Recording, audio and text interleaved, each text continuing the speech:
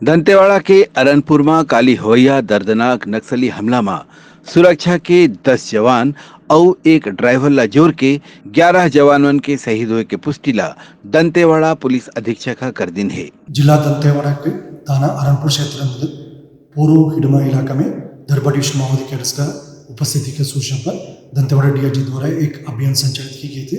अभियान के पश्चात तब जिला मुख्यालय दंतेवाड़ा वापस लौटा थे। इस दौरान अरनपुर एवं समेली के बीच में डीआरजी गाड़ी को आईडी के माध्यम से माओवादी द्वारा टारगेट की गई। उस घटना में हमारा एक वाहन आईडी के चपेट में आ गए थे। उसमें 10 डीआरजी जवान एवं एक सिविलियन ड्राइवर कुल 11 लोग का शहादत होगी। अतिरिक्त रीइंफोर्समेंट पार्टी सीआरपीएफ एवं डीआरजी घटनास्थल पहुंच गई है। अभी घटनास्थल से सभी शहीदों के बॉडी को इवैक्यूएशन का कार्रवाई की जा रही है।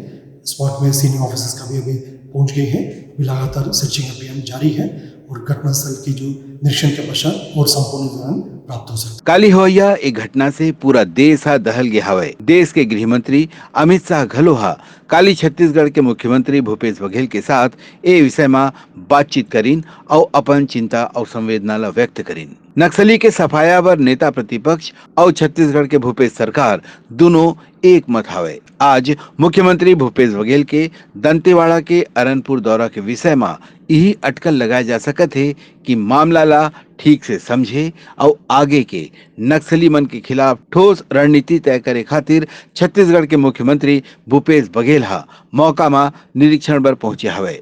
ब्यूरो रिपोर्ट उतलंघा न्यूज।